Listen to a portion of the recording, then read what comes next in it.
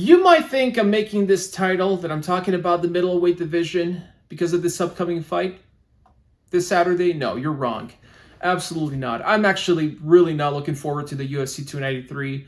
I made it very clear. I made a video. I'm not even sure if I'm going to watch it. I will watch it, but you get the point. I'm really not excited.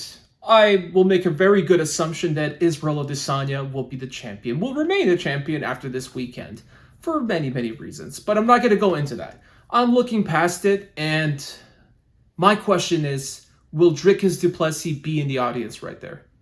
Will Israel Adesanya call out Dricus for the next title shot? That's my question. I really want to find that out. Those are important questions because, yes, we have a very, very exciting time ahead of ourselves in the middleweight division. We have a fight in October, which will be probably the most, if not one of the most, if not the most entertaining fights of the year. We have Khamzat Chimaev versus Paolo Costa. What a beauty to watch. I mean, I really can't get more excited for this fight, but I don't want to get too excited, and I'll talk about that in a separate video, because just a hint, these two gentlemen have a problem with the scale. They have a history of that. Granted, Khamzat didn't have a problem at 170, but Paolo Costa indeed had a problem at 185. So I really hope that everything goes well, that we get to see this fight. I will not be too excited until the Friday, the day before that fight, once they're on the scale.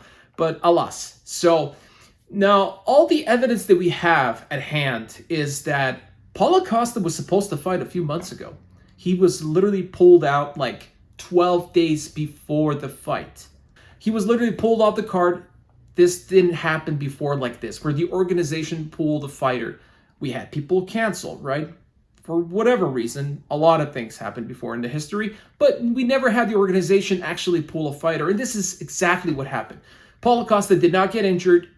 Nothing happened to him. There was no official statement. He literally just got pulled off the card in order to be scheduled with Khamzat Chimaev for this October. Because nobody else apparently wanted to fight Khamzat Chimaev. Paolo Costa did, and we have this beauty of a matchup. So now, they had to have promised something Paolo Costa, right, in order to accept this, to pull away, not get paid now. So I'm pretty sure he's getting a lot more money, but I think that's just not enough reason to accept the fight with Chimaev. Aside from, obviously, the eyes and the attention and everything, I think they also promised him a title shot. Now, having said that, how does this play out? Let's say we continue with my very good assumption that Israel Adesanya will remain the champion after this weekend. Let's say he calls out Dricus du Plessis. So, I mean, he's not going to be fighting until the end of the year. We're already in September. It's not likely that he's going to be fighting again in 3 months. Let's say he has even a short fight. I'm pretty sure he will take a break. He won't be able to fight. The earliest that Israel Adesanya will be fighting his next match will probably be February, right? That's the earliest, more likely March of 2024. But let's say October plays out. We get a winner between Khamzat Chimaev and Paolo Costa. Let's say it doesn't end up as a draw, but you never know. It's not very likely. So let's say they promised him a title contention. How does this play out? Will they wait? Let's say Dricus gets a chance in February, March, and then they have to wait all the way till summer to fight Izzy? Does that make sense? I don't think that merely makes sense. Maybe, just maybe, Dricus lost his chance for a title, and he won't be getting it anytime soon. That could be a very big possibility. And the UFC already told Adesanya, listen, I know you want Dricus at the end of the day, and he'll probably be ready in the first quarter of 2024, but no, he'll have to be on the sidelines. He didn't take this fight he was supposed to take in September, so now you're going to be fighting either Khamzat or Paolo Costa. Whew, boy.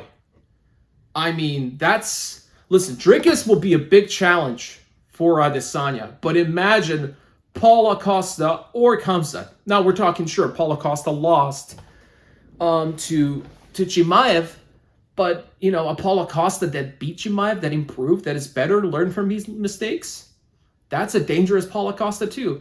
But anyhow, let's look at the division.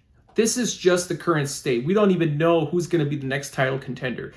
We have a plethora of title contenders, dangerous fighters. And then we have, on top of that, we have unranked guys that could be future champions. Bo Nickal, everybody, hello. Let's not forget Bo Nickal. He's taking a little break right now, but once he starts steamrolling down the rankings, he might be the next Sean O'Malley of the middleweight division. I mean, Bo Nickal as good as anybody can be, right? The NCAA champion in wrestling. I mean, come on. This guy has beaten everybody. He hasn't lost. He's confident. He actually went out and said, Khamzat Chimaev's wrestling sucks. Literally said it sucks. It's like low to mid-tier at best wrestling. I don't know how this guy wins. That's what he said. I mean, you really have to be very confident in yourself if you're going to call Khamzat Chimaev a crappy wrestler out of all the things that Khamzat Chimaev does. So, I mean, guys, let's not then forget, in a couple of months, actually, sorry, just right now, Roman Kopylov, another unranked guy, is fighting. This guy had a rocky start, had an amazing streak, 3-win streak. If he wins again, he's going to go into the rankings, and I predict a very nice future for Roman Kopylov. He's not the youngest. He's 32. I think he's in his prime right now. He learned from his mistakes. I'm betting on this guy to be a problem in the middleweight division. Then let's not forget, we got Paul Craig, who made a debut in style. He said, I'm here for business. I want the best of the best. He didn't shy away of calling out Bo Nickal. By the way, they give him Brandon Allen, another killer in the middleweight division. Brandon Allen has been on a tear. He lost to Sean Strickland ever since he's been winning. We have an exciting time with the middleweight division. It's going to be much, much better than in the last 5 years. I mean, if Israel Adesanya stays for it, and he managed to defend the belt against all these killers, then I mean, we can then talk about the new GOAT, probably, at this point. But I'm not sure if he'll be able to do it, honestly. He might play it smart. He might, move up a weight division, switch things up, or just leave them to fight it off, just like John Jones did. Hopefully he won't make the same mistake as Kamaru Usman. I mean, I like Israel Adesanya. I think he's a great champion. He's up there. He's definitely up in the business as far as popularity as well. He's doing everything right. Now, we mentioned all of these guys, all of these title contenders, how exciting the middleweight division is. But let's not forget also, Alex Pereira's plan. He said, I'm going to go for the belt, and after that, at the light heavyweight division, and then I have unfinished business with Adesanya in the middleweight division? I mean, come on, where does that fit into all of this? Israel Adesanya is not going to shy away from that. It's incredible. So you even have that Alex Pereira wants revenge. He wants to get the belt. Now, check this out. The summary. You have the champion, Israel Adesanya, defending against potential fighters. Listen to this list. Alex Pereira, Khamzat Chimaev, Paolo Costa, Bo Nickal, maybe Paul Craig, maybe Brandon Allen. It's insane. And then at the very same time, you have guys like Jared Cannonier. You have Derek Brunson, who on their best nights can beat anybody in this world.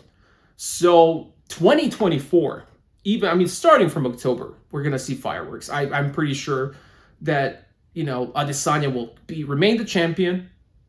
And then let's not forget, Sean Strickland, even though he's going to lose to the champ, he can beat anybody else. He's proven that many, many times. He's capable of beating anybody. So yeah, I actually forgot Sean Strickland.